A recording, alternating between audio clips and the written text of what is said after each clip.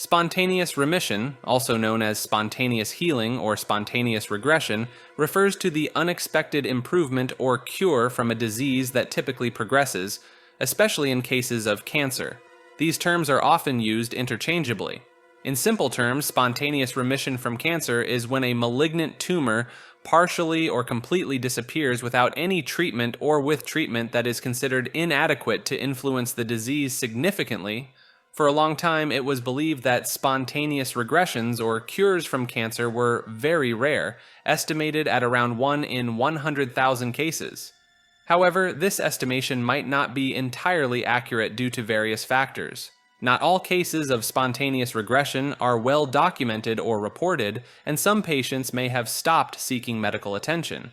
Additionally, the influence of previous treatments on these cases can't always be ruled out. Recent studies have suggested that the frequency of spontaneous regression in small tumors may have been underestimated. For example, in a study on breast cancer, it was found that 22% of cases underwent spontaneous regression. The exact causes of spontaneous regression from cancer remain largely unknown and complex. Some cases may involve hormonal influences, while others suggest the involvement of the immune system. Apoptosis, programmed cell death, and angiogenesis, the growth of new blood vessels, have been discussed as possible factors, but they typically require specific triggers and are often dysfunctional in cancer cells. Interestingly, there are reports of cancer regression occurring after a fever brought on by infection, hinting at a potential connection between infections and spontaneous regression. However, more research is needed to confirm this relationship through epidemiological studies. Schrödinger's cat is a famous thought experiment in quantum mechanics. Imagine a cat in a sealed box with a flask of poison and a radioactive source. If the source decays, it triggers the release of poison, which would kill the cat. According to quantum mechanics, until we open the box and observe, the cat is both alive and dead simultaneously.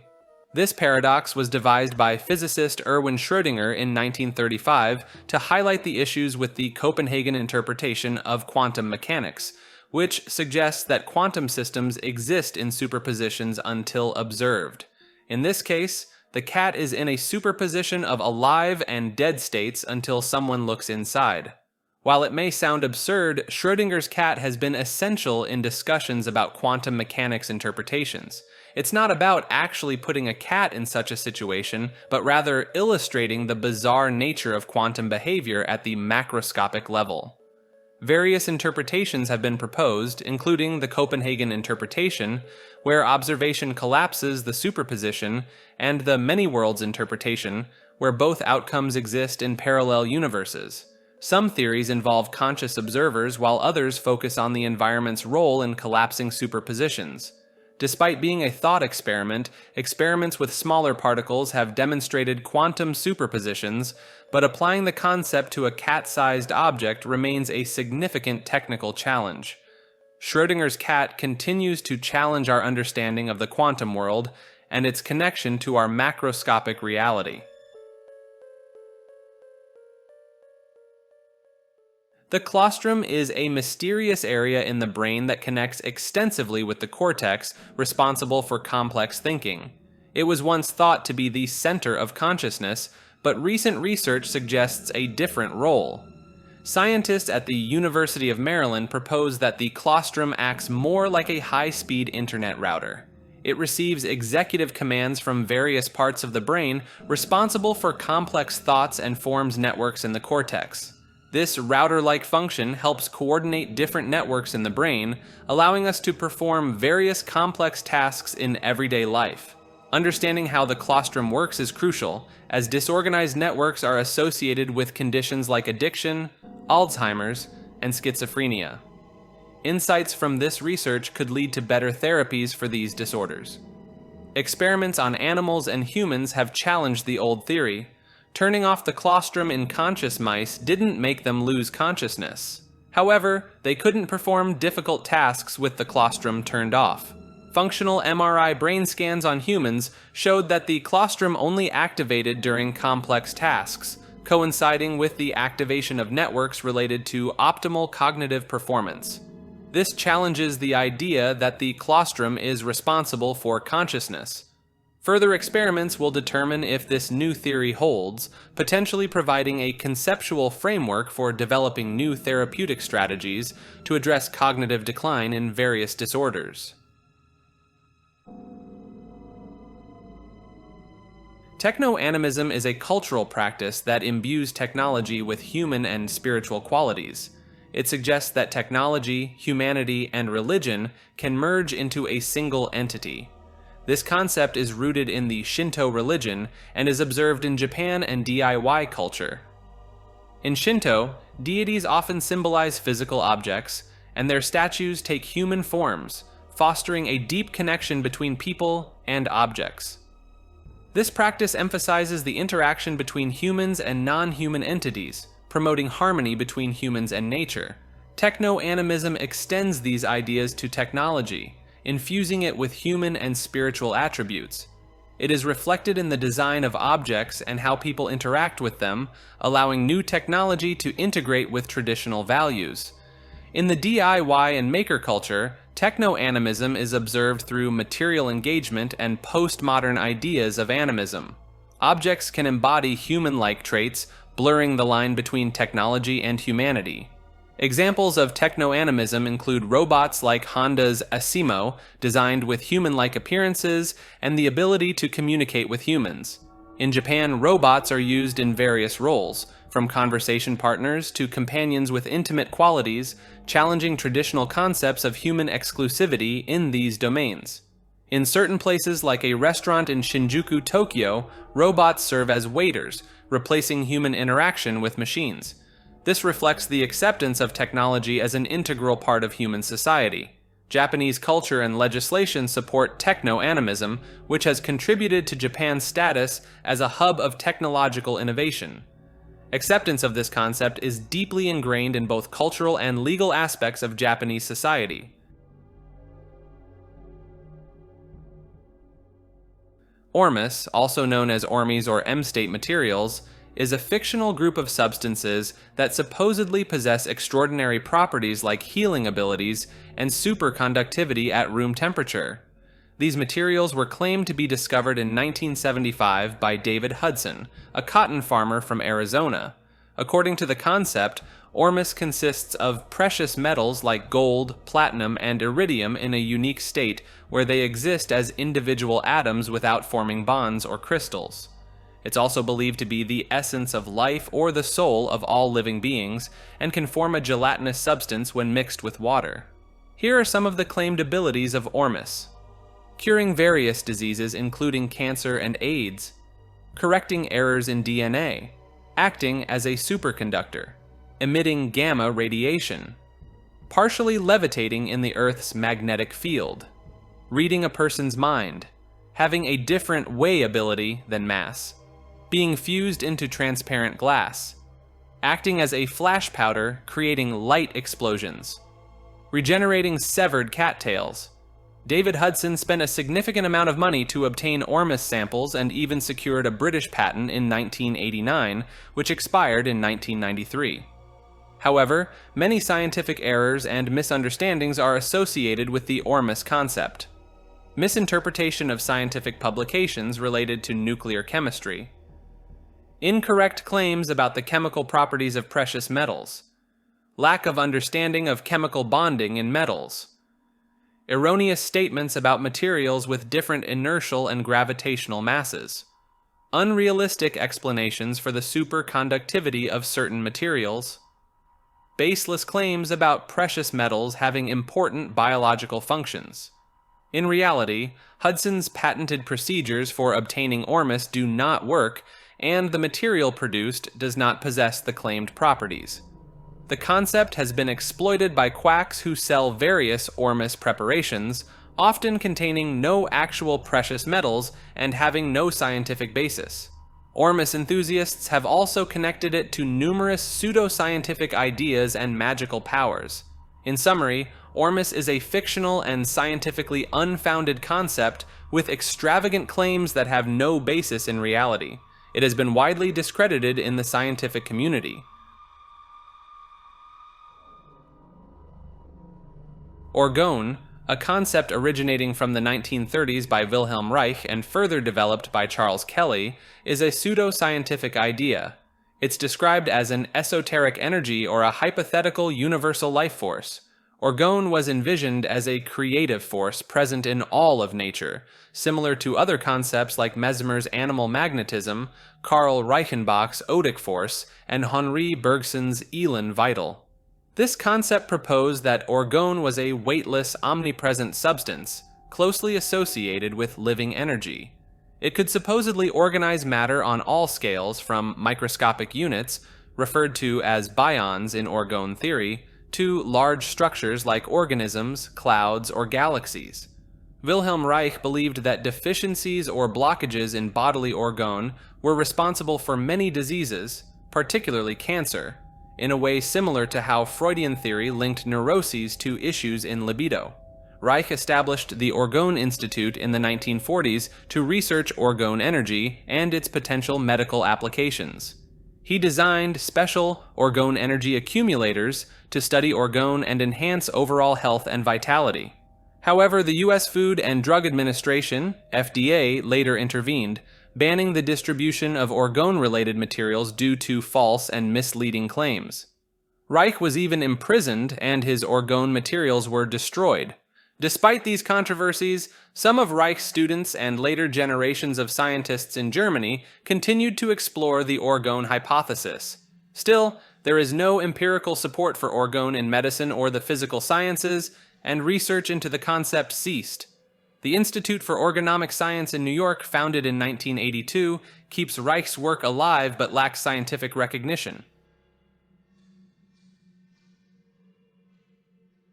Musica Universalis, also known as the music of the spheres or harmony of the spheres, is an ancient philosophical concept. It suggests that the movements of celestial bodies, such as the sun, moon, and planets, create a kind of music through their proportions. This idea originated in ancient Greece and was a fundamental aspect of Pythagoreanism. It was later developed by the 16th century astronomer Johannes Kepler. The concept revolves around the belief that mathematical relationships express qualities or tones of energy in numbers, visual angles, shapes, and sounds, all interconnected within a pattern of proportion. Pythagoras initially observed that the pitch of a musical note is inversely related to the length of the string producing it, and he proposed that celestial bodies emitted unique sounds based on their orbital motion. These celestial sounds, however, are beyond human hearing. This idea linked mathematics, astronomy, and music as interconnected disciplines, with Plato noting that astronomy and music were twin studies. Aristotle, while considering this theory, pointed out the paradox of why we couldn't hear this celestial music given the immense movements of celestial bodies.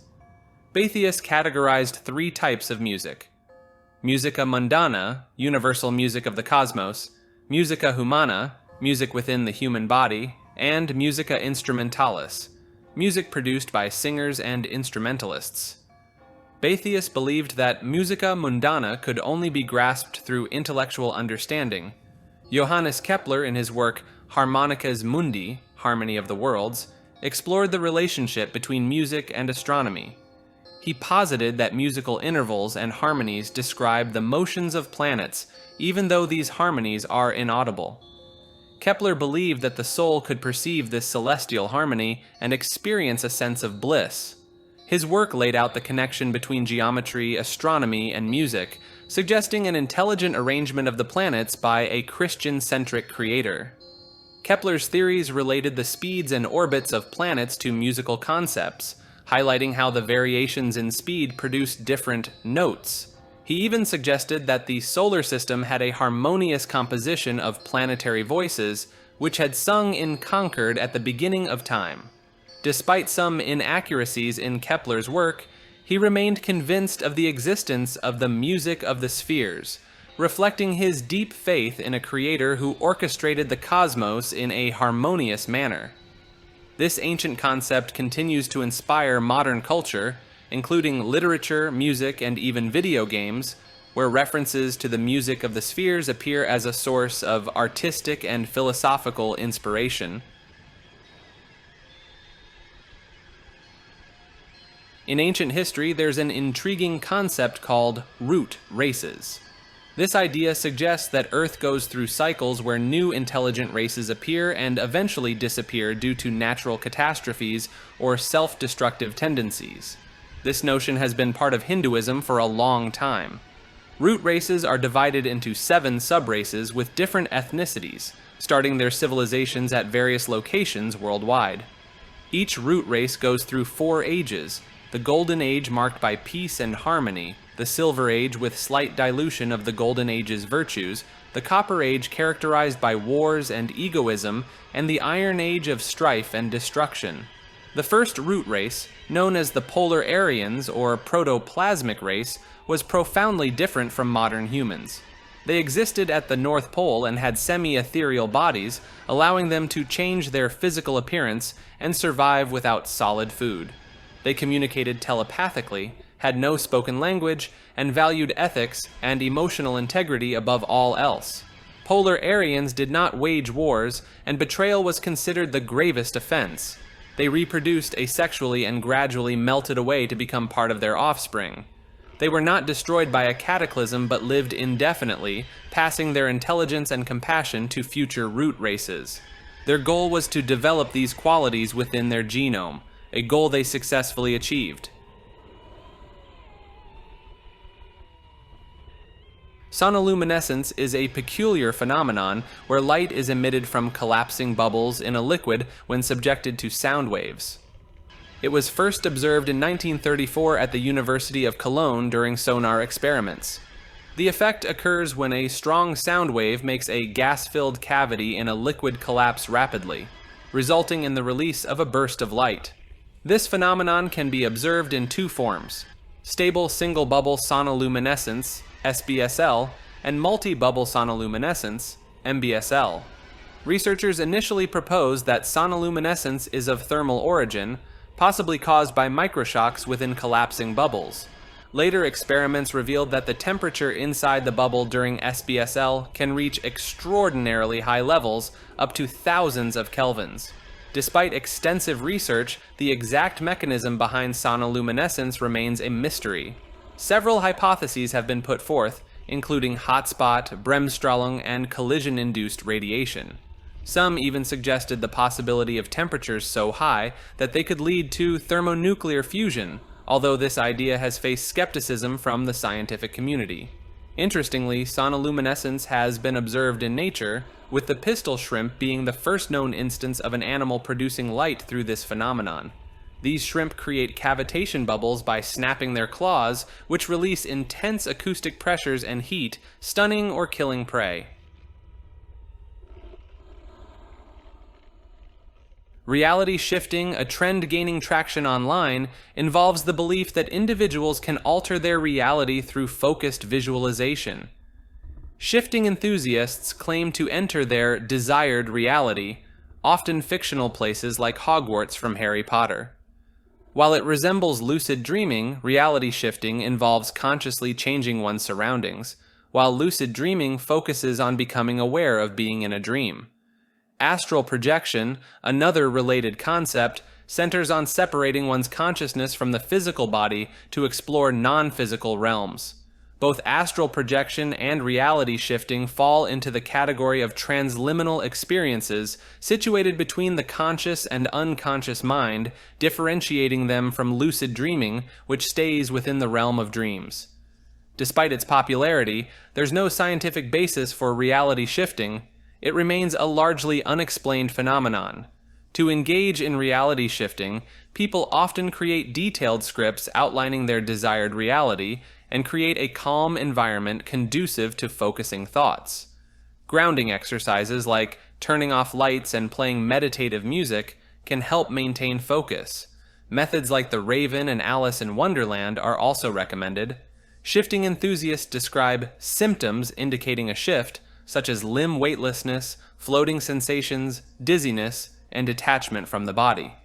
Different types of shifts like mini-shifts, small differences in reality, perma-shifting, staying in an alternate reality indefinitely, and respawning, leaving behind all memories of the original reality, are discussed in the online shifting community. While there's no real physical danger in attempting to shift, it may have emotional and psychological consequences. For individuals with strong imaginations, shifting can exacerbate disassociation tendencies, potentially interfering with daily functioning. Some use psychoactive substances to achieve the effects, which can be dangerous. Online communities that promote reality shifting often lack scientific grounding and may spread misinformation and harmful beliefs. In analytical psychology, the shadow is an unconscious part of the personality that clashes with one's ideal self, leading to resistance and projection. The shadow represents unacknowledged emotions and is projected onto archetypes or image complexes within the collective unconscious. The shadow evolves in parallel with the ego and its defenses, making it a psychological blind spot. It results from repressing the ID, preventing the integration of the ID and ego. While Freud and Jung differed on the role of ID repression, they converged on the idea that the shadow symbolizes suppressed aspects of the self. The shadow is projected onto the external world as cognitive distortions, manifesting as negative traits or behaviors. However, it can also conceal positive aspects, especially in individuals with low self-esteem, anxiety, or false beliefs. Identifying and integrating these hidden aspects can be essential for personal growth. If the projection of the shadow remains suppressed, it can gain autonomy and impact one's psyche, affecting the ID and ego. The shadow can act as a symbolic barrier between the ego and the ego-less real, isolating and diluting individuals in society. The collective shadow represents shared unconscious ideals and often associates with feelings of helplessness. It can be personified as the devil, symbolizing overwhelming emotions and negative experiences. Collective shadows can influence in-group and out-group dynamics, potentially leading to dehumanization or hate crimes. The shadow can appear in dreams as a person of the same sex as the dreamer, reflecting individual experiences. It develops in response to personal life events and may also carry collective values. Interpreting the shadow in dreams can provide insights into one's inner conflicts, desires, and intentions. Jung proposed that the shadow might consist of multiple layers, with the top layers containing personal experiences and the deeper layers housing archetypes that form the basis of human experiences. Merging with the shadow can have negative consequences, with the suppressed ID attempting to control the ego. Individuation, a central concept in Jungian psychology, involves confronting the shadow as a crucial step. It can lead to a crisis in which the ego and persona break down, allowing the shadow to emerge. This process requires courage and strength, but may result in personal growth and integration. Assimilating the shadow involves comprehending and acknowledging its existence. This process can expand consciousness and pave the way for further individuation. Recognizing and integrating the shadow is a continuous, lifelong process, allowing for personal development and a deeper understanding of the self.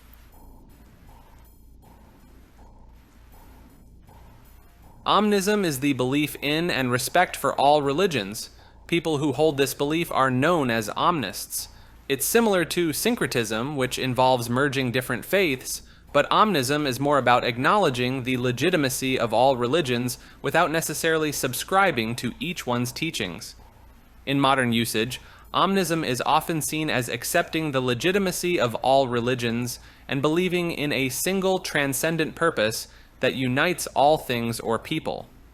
Omnists believe that various religions contain elements of a common truth, and they are open to insights from different faiths. Notable omnists include Philip James Bailey, Ellen Burstyn, John Coltrane, Kyrie Irving, Chris Martin, Shaquille O'Neal, and Ramakrishna, each of whom had their own reasons for embracing omnism. In the realm of physics, there are 4 fundamental forces that govern all interactions in nature: gravity, electromagnetism, strong nuclear force, and weak nuclear force. Yet, some scientific theories suggest the existence of a mysterious 5th force, distinct from the known quartet. This hypothetical force, if it exists, comes in various forms, with varying strengths and ranges.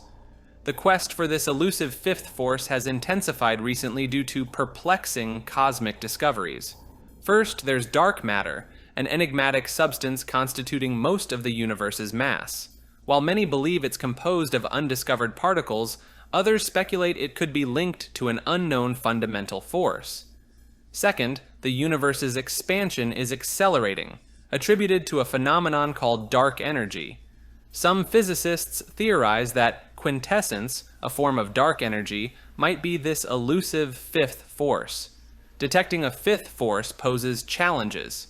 Just as gravity acts weakly on smaller objects, this force might be feeble, making it hard to observe. In the late 1980s, researchers reported a potential fifth force, but subsequent experiments failed to confirm it. There are three key approaches to search for the fifth force. The equivalence principle tests involve comparing it to the strong equivalence principle, a fundamental tenet of general relativity. A fifth force might manifest as deviations in solar system orbits, measured through experiments like lunar laser ranging. Another form of the fifth force arises from theories with extra dimensions, like Kaluza-Klein theory. This Yukawa force is transmitted by a light scalar field, and experiments aim to detect deviations from the inverse square law of gravity on small scales. Some experiments focus on the Earth's mantle, using geoelectrons as giant particle detectors, while others examine pulsation rates of Cepheid variable stars. Yet despite these efforts, there's no conclusive evidence for the existence of the fifth force. In 2015, researchers proposed the existence of a new lightweight boson called the X17 particle, indicating a possible fifth force. Subsequent experiments provided further support for its existence, but the quest for concrete proof continues. In the world of physics, the enigmatic fifth force remains a tantalizing mystery, challenging scientists to explore the boundaries of our understanding of the fundamental forces that govern the universe. Virus is an unconventional belief system, merging philosophy, science, technology, politics, and religion into a single concept. It was conceived to compete with established religions and introduce unique ideas that could ensure human survival and evolution. Its core principle is adaptation, aiming to continuously integrate better concepts while securing the longevity of its followers. This ideology asserts that everything in existence forms interconnected systems, and evolution is a pervasive force, not limited to biology but extending to various aspects of life, including culture and the universe itself. According to Virus, the meaning of life lies in the impact one has on the world and its people, rather than serving a higher authority. Virus encourages critical thinking, rational action, empathy, and broad perspectives as essential virtues. It challenges dogmatic faith, apathy, and hypocrisy as senseless sins that hinder progress and understanding. The peculiar name, Virus, was deliberately chosen to be provocative, signifying its intention to infect minds with its ideas. Within the Church of Virus, certain individuals are recognized as saints, including Hypatia of Alexandria, Charles Darwin, and Alan Turing, for their contributions to knowledge and human advancement. The curse of knowledge is a cognitive bias, where someone communicating assumes others share their information and background, leading to misunderstandings. This bias can be problematic in teaching, where experienced instructors may struggle to relate to the difficulties of their students, making learning less effective. This concept was coined in 1989 by economists studying information asymmetry. They found that well-informed parties often couldn't exploit their advantage optimally in deals. For example, if one party knows more about what's being divided, they should make the same offer regardless of the amount. However, they tend to offer more when the amount is larger. Experimental evidence shows how the curse of knowledge affects people's perceptions. In one study, participants who were tapping out well-known songs overestimated how many listeners would recognize the tune, assuming others had the same knowledge. In education, this bias can hinder effective teaching, as teachers may struggle to see material from the perspective of students. It's important for teachers to understand what's verified with students rather than relying solely on their own knowledge. In computer programming, it can lead to code that's clear to the programmer but confusing to others. User interface design can also suffer from this bias, with engineers creating interfaces that make sense to them but not to end users. To overcome the curse of knowledge, it's crucial to consider the perspective of others, especially when teaching, communicating, or designing for a broader audience. Reflecting on the curse of knowledge, I sometimes find myself in a curious predicament. It's as if I've suddenly arrived in my own life at the current point in time. I can recall memories, and in some cases I understand the reasoning behind the choices I made and actions I took in those moments. However, in many of these memories, I'm left perplexed, wondering why I made certain decisions. It's almost like experiencing the curse of knowledge on a personal level, pitting my present understanding against my past self. This introspective journey serves as a reminder that the curse of knowledge isn't just an external bias affecting communication and comprehension, it can also influence our own perceptions of our past decisions. Just as teachers must strive to see material from their students' perspectives, perhaps we too should strive to understand our past selves with a bit more empathy and humility. Some individuals have reported experiences with psychoactive substances that lead them to believe in the existence of parallel realities. When discussing salvia and DMT, people often describe their experiences in terms of these alternate realities. Salvia, they say, seems to exist independently of the individual's consciousness. It's always there, evolving and ongoing, even when the person is not using the substance. Smoking salvia is described as a journey to Salvia Land, where entities exist eternally in an alien place. On the other hand, DMT is seen as creating a new reality known as hyperspace when smoked. While in DMT hyperspace, individuals feel like they are in an alternate reality, and it becomes their subjective reality during that time. However, once the DMT effects wear off, hyperspace folds back into the depths of the mind. Salvia Land entities are perceived as real, eternal, and possibly an extension of the self, while DMT entities are seen as alien entities living within the mind, waiting to be unleashed when hyperspace is opened. These experiences are subjective and open to interpretation, with some users emphasizing the differences between salvia and DMT, while others explore the possibility of combining these substances to explore new aspects of reality.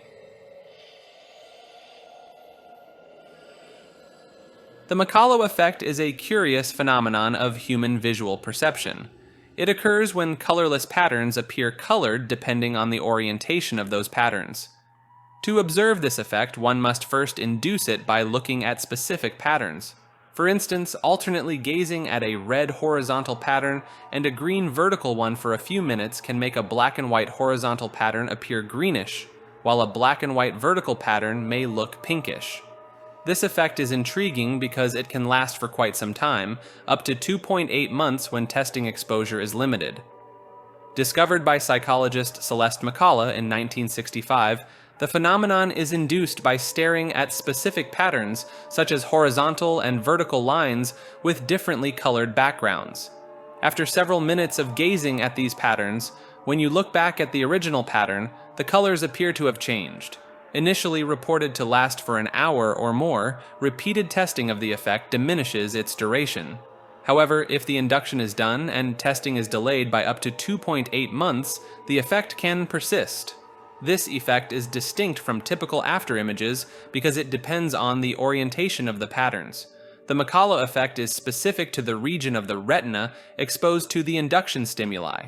It can also spread along the contours of the test stimuli.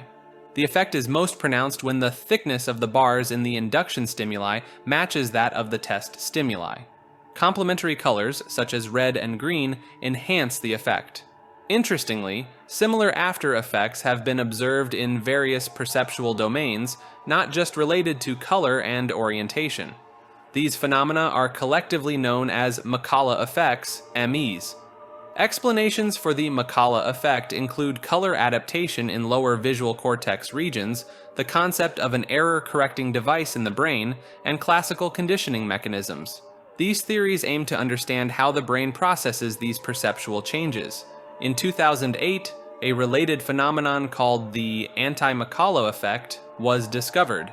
It involves inducing after effects using pairs of patterns with slightly different characteristics, and the resulting after effect is different from the classic Mallo Effect. This anti-Mallo effect appears to occur in higher brain regions and is distinct in several ways from the original effect, including complete interocular transfer. The hum is a puzzling phenomenon experienced as a persistent, low-frequency humming, rumbling, or droning noise by some individuals, but not all.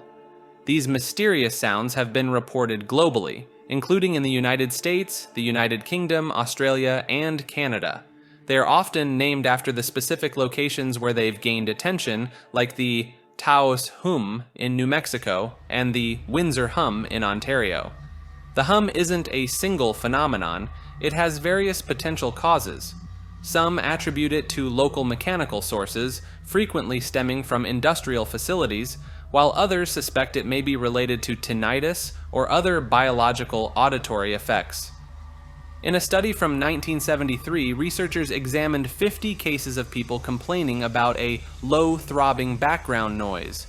This sound, typically peaking between 30 and 40 Hz, was mainly heard during cool weather with a light breeze, often in the early morning, and usually within a 10-kilometer wide area. Research into the Taos hum in New Mexico in the early 1990s revealed that approximately 2% of people could hear it. Each hearer perceived the hum at different frequencies, ranging from 32 Hz to 80 Hz. Some individuals reported being able to move away from the sound, with one person claiming its range extended up to 30 miles.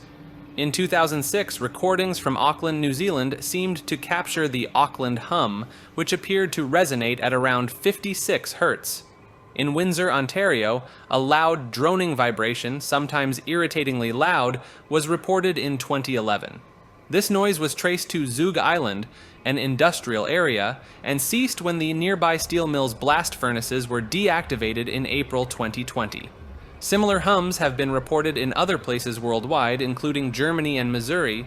Notably, the hum often subsides when it receives increased media coverage, suggesting it might have an anthropogenic source. Explanations for the hum vary. Some believe it's linked to tinnitus, a self-reported auditory disturbance, while others speculate it could be related to spontaneous autoacoustic emissions, SOA-E, produced by human ears. SOA-Es are faint internal noises generated by the auditory and nervous systems. Additionally, there have been proposals connecting the hum to natural phenomena, such as the jet stream's interaction with slower-moving air, or the sounds produced by certain fish species like the midshipman fish. The hum remains a mysterious and perplexing oddity of life, with its origins and causes continuing to elude a definitive explanation.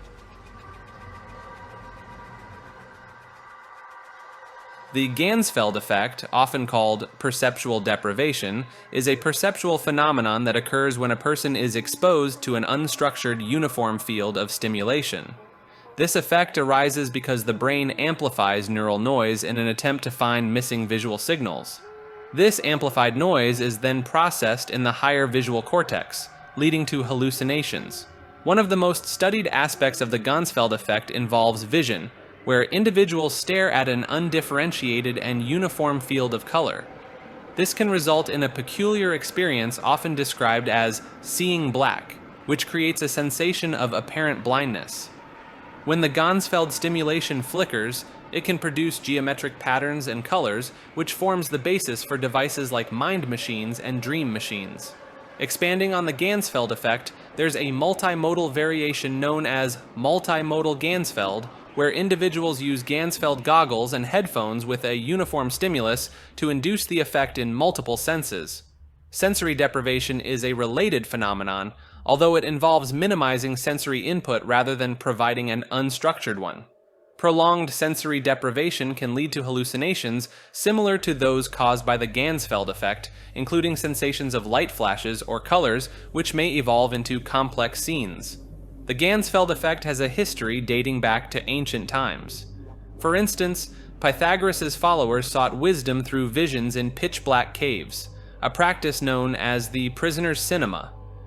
Miners trapped in dark conditions often reported hallucinations and sightings of ghosts.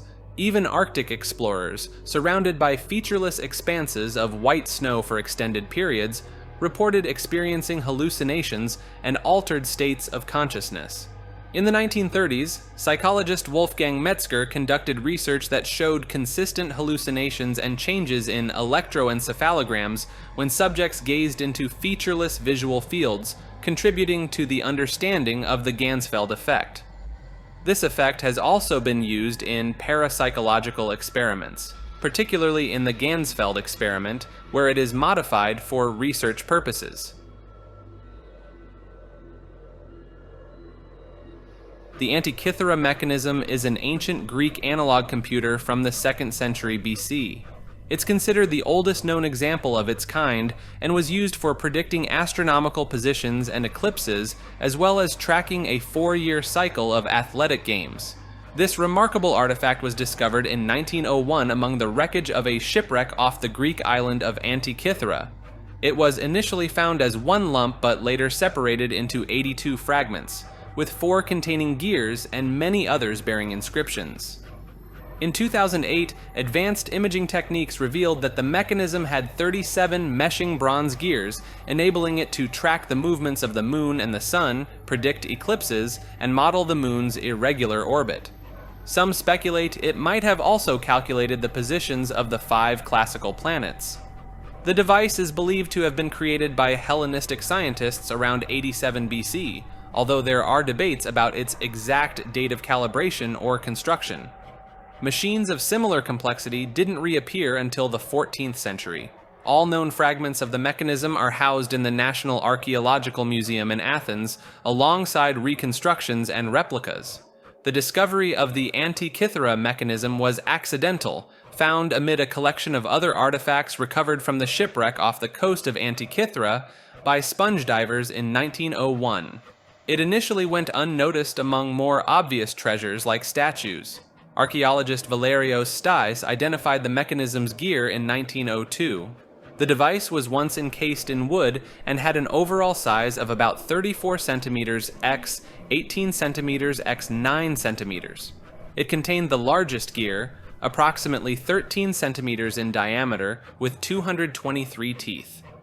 The mechanism's operation involved a complex system of gears driven by a hand crank that rotated a date pointer on the front dial, which corresponded to the Egyptian calendar. It could also track the positions of the moon and sun on the ecliptic and the orbits of the known planets. Its origin is debated, with theories suggesting it could have been from Corinth or Pergamon. Rhodes, a hub of astronomy and mechanical engineering, is also a likely candidate for its origin. A chronovisor is a device that's said to allow viewing of past events. Pellegrino Ernetti, an Italian monk, claimed to have seen the crucifixion of Jesus using it, but he likely didn't invent it. The device seems to have originated as an unknown artifact, later modified for time viewing. Physicist Enrico Fermi and members of the Pontifical Academy of Sciences may have worked on it in the 1940s. Werner von Braun might have become aware of it around 1954, and by 1959, it may have become part of the DARPA program, evolving significantly over 40 years. Ancient records describe a similar device used in temple rituals, projecting images with sound for emotional impact. This ancient device resembles the early form of the chronovisor described by Andrew Basiago, which used cathode ray tubes for image projection. The modified chronovisor included a large cabinet, a display screen, and a control panel. It could supposedly receive, decode, and reproduce electromagnetic radiation and sound waves from past events, even tracking specific individuals. Interestingly, the concept of the chronovisor bears similarities to a fictional time viewer in T.L. Sherrod's 1947 science fiction novella, E for Effort. Nigel Cheese, often called Nigel Cheese Hands, is an English pseudoscientist known for making highly questionable claims. He has no verifiable proof of the numerous credentials he claims to hold. Cheese has asserted an IQ of 207 and made fantastical claims like creating matter from nothing and traveling faster than the speed of light. One of his peculiar beliefs is a strong fascination with magnets and a misunderstanding of their properties. He appears to endorse ideas related to the electric universe and pseudo-mathematics. Cheese's YouTube channel, named Greg at Telephonet, is where he shares his unconventional views. In one of his videos, he shares absurd claims, including debunking established academic disciplines like math, physics, biology, and engineering with the use of magnets. For instance, he wrongly demonstrates that 1 + 1 = 1 by combining magnets and attempts to redefine mathematical principles with flawed examples. Cheese also tries to disprove established scientific concepts such as infinity, pi, ENMC², and Newton's laws of motion through incorrect interpretations related to magnets and magnetic fields. He proposes bizarre theories like magnets being powered by cold fusion and zero-point energy and having hidden sets of poles. Additionally, Cheese claims that magnets can resist gravity and produce free electricity when lined up in a certain way. He even suggests that ionized water can cure cancer. He extends his unconventional ideas to a project called the Gaia Project, which involves free energy panels that he claims are more efficient than regular solar panels and can operate at night. Nigel Cheese's beliefs and claims have garnered ridicule within the scientific community, and he has become a meme due to his unusual statements and theories. A philosophical zombie, often referred to as a P-zombie, is a concept in philosophy of mind. It represents a being that is physically identical to a normal human, but lacks conscious experience. For instance, if you were to poke a philosophical zombie with a sharp object, it would not feel pain, but its behavior would mimic that of a conscious human. These philosophical zombies are used in arguments against certain forms of physicalism and in defense of the hard problem of consciousness. The hard problem pertains to explaining subjective, intrinsic, first-person experiences in purely physical terms. Proponents of these arguments, like philosopher David Chalmers, assert that the mere possibility of a philosophical zombie undermines physicalism because it implies the existence of conscious experience as an additional non-physical fact. There are various responses to these arguments. Some argue that zombies are inconceivable or incoherent. Others challenge the idea that qualia, subjective experiences, and consciousness are distinct concepts, making zombies implausible.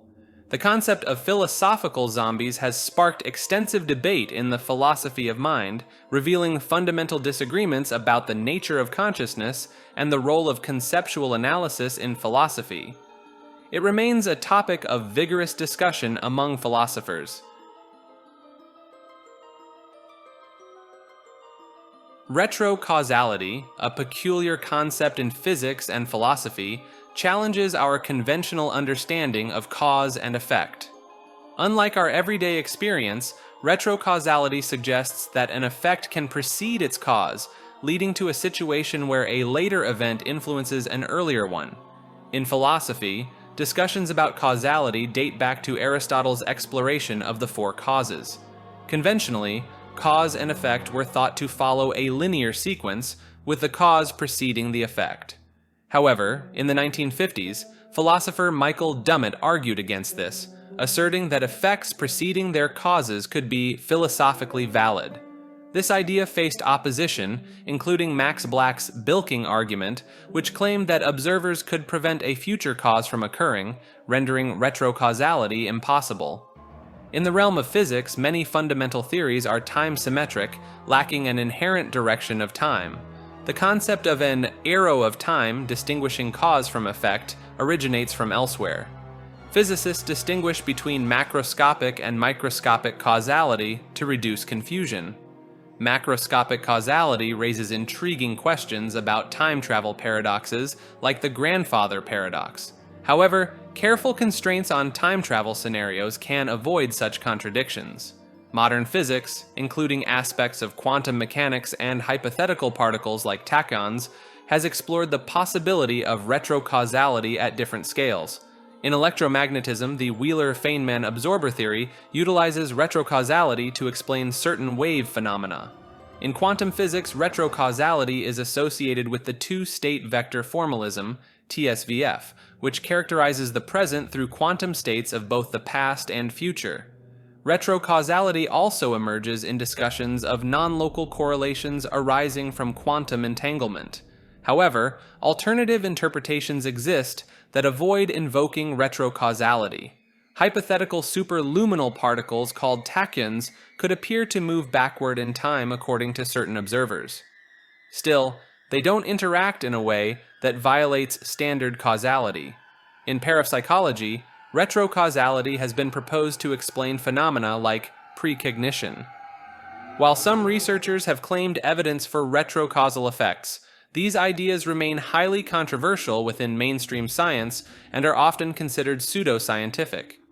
Efforts to link retrocausality to phenomena like prayer healing have also faced skepticism and rejection within the scientific community. Retrocausality, whether in the realm of philosophy, physics, or parapsychology, challenges our understanding of time and causality, opening up intriguing possibilities and debates.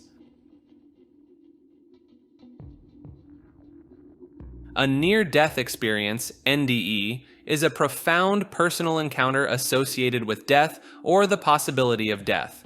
Positive NDEs often involve sensations like detachment from the body, feelings of floating, serenity, warmth, joy, and encounters with a light or deceased relatives.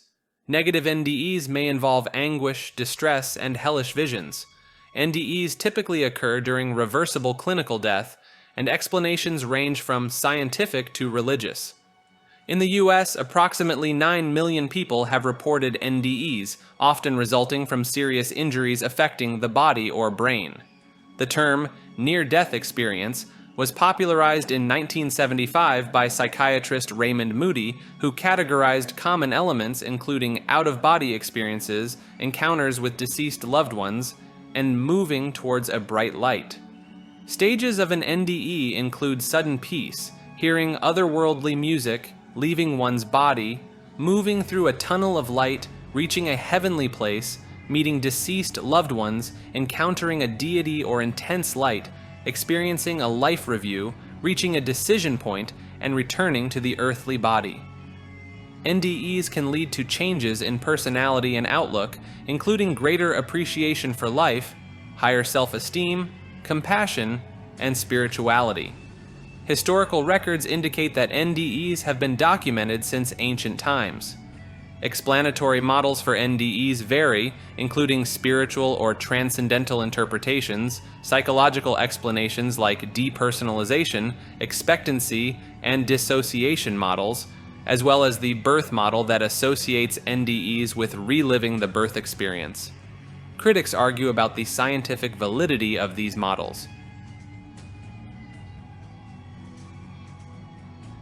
In the Republic of Guinea, biologists discovered evidence suggesting that chimps might have a sacred tree or shrine-like area. They placed stones in tree hollows and hit trees with rocks, which could be a form of communication or something symbolic. While this doesn't prove chimps believe in a deity, it reveals their rich and complex behavior. Chimps have displayed various intriguing behaviors, like using spears for hunting, engaging in wars, and playing with stick-like dolls. Some behaviors, such as a ritual dance during rainfall or a slow-motion display during a bushfire, hint at a deeper understanding of natural phenomena like rainstorms and fires. Chimps may bang stones to communicate when trees with buttress roots aren't available, and storing stones in hollow trees might be a tradition in some chimp groups. However, it's too early to conclude if this is proto-religious behavior or simply a form of communication. These stories highlight our connections with our closest relatives and provide insights into the evolutionary origins of complex behaviors, like religion. Understanding chimpanzee behavior is also crucial for conservation efforts given the pressures they face.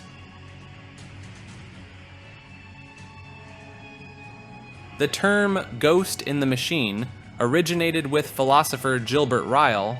It criticizes the idea of the mind existing separately from the body. Ryle introduced this phrase in 1949 to highlight the view of thinkers like René Descartes, who believed that mental and physical activities happen simultaneously but independently. Ryle argued against the notion of mind-body dualism, calling it a category mistake. He believed that it was incorrect to analyze the relationship between the mind and body as if they were in the same logical category. This criticism extended to other theories attempting to equate physical and mental realities, like idealism and materialism. Ryle pointed out that the doctrine of body-mind dualism was widely accepted among philosophers, psychologists, and religious teachers. According to this doctrine, every person has both a body and a mind, and these are ordinarily connected. However, Ryle found this doctrine to be unsound and in conflict with our understanding of the mind.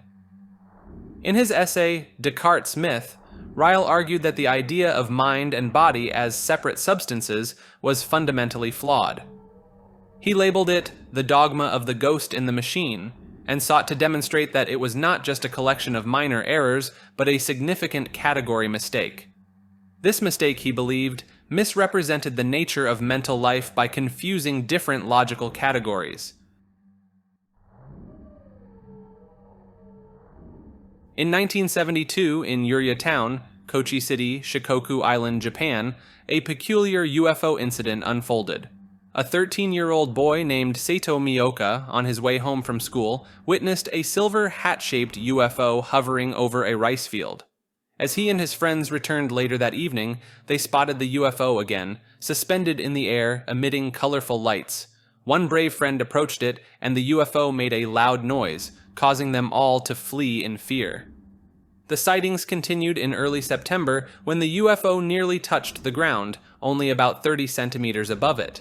The children attempted to get closer, but the UFO glowed and approached them, leading to another hasty retreat. Determined to capture evidence, they returned on September 6th with a camera, managing to photograph the UFO. However, the UFO quickly ascended when it sensed them. As they approached the object on the ground, they discovered it was small and light. One child picked it up and they photographed him holding the UFO. He later described a sensation as if something were squirming inside, though they didn't take it seriously at the time. They brought it home, measuring its diameter, 18.2 centimeter, height, 7 centimeter, and weight, about 1.3 kilogram. The UFO had concentric axis curves at the bottom and 31 small holes with 3 unique symbols on it. They couldn't discern the UFO's function and doubted aliens were inside. They took it to Fujimoto Sano, whose father directed the Science and Education Center. However, he dismissed it as an unknown toy, or prank. In hindsight, he regretted his decision. The children put it in their school bags, and within a day it mysteriously disappeared. They realized it vanished whenever it rained, speculating it might fear water. On September 19th, they covered the UFO with a rag and poured water on it, causing it to emit a sound and glow. They also observed complex electronic components through a small hole. Attempting to test its durability, they hit it with blunt objects, but it remained undamaged. They considered putting it in a microwave oven or refrigerator, but abandoned the idea. Eventually, they entrusted it to someone named Miju, but it vanished again, leaving no trace of the cloth. A few hours later, another UFO appeared nearby, which they took home.